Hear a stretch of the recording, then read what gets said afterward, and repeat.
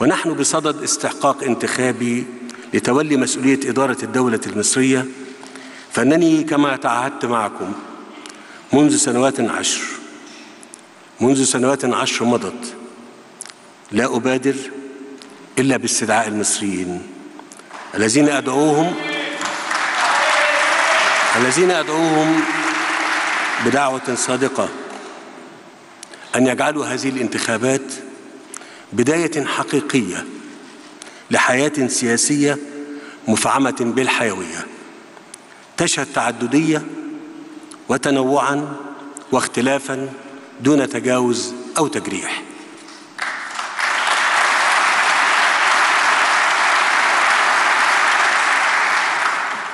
وكمواطن مصري قبل أن أكون رئيسا كانت سعادتي بالغة بهذا التنوع في المرشحين الذين بادروا لتولي المسؤولية. لهم جميعا مني كل التقدير والاحترام.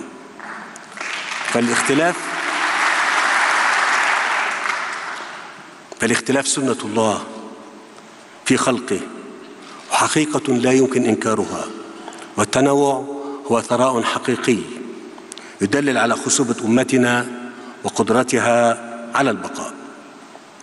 والحق أقول أنني قد بذلت الجهد وصدقت العهد قدر ما استطعت، وتجردت للوطن مخلصا له العمل والنوايا.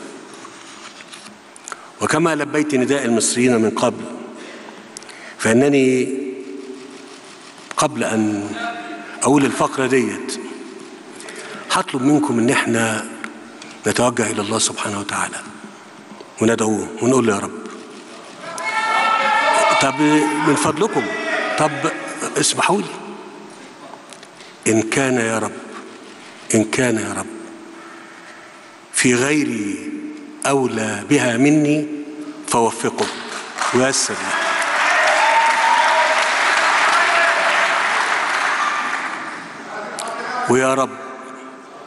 ويا رب إذا كنت أنا أولى بها فوفقني ويسر لي.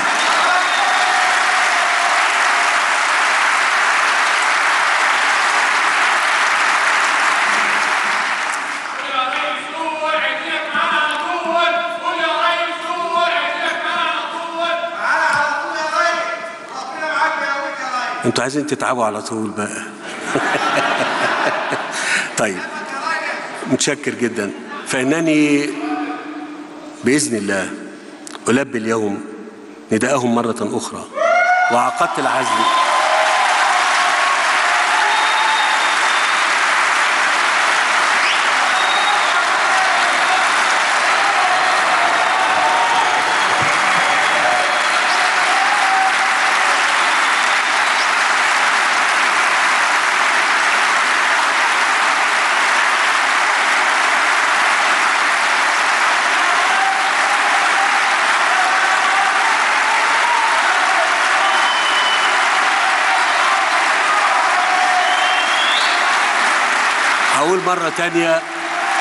هقول مرة تانية يا رب أكون أنا أولى بها، يا رب أكون أنا أولى بها. وعقدت العزم على ترشيح نفسي لكم لاستكمال الحلم في مدة رئاسية جديدة. أعدكم بإذن الله بأن تكون امتدادا لسعينا المشترك من أجل مصر وشعبها. اتفضلوا استريحوا لو سمحتوا. اتفضلوا. وأدعو كل المصريين إلى المشاركة في هذا المشهد الديمقراطي ليختاروا بضميرهم الوطني المتجرد من يصلح، والله يولي من يصلح. تلك دعوتي الصادقة، وهذه إرادة المصريين التي أحترمها وأعمل بها ولها.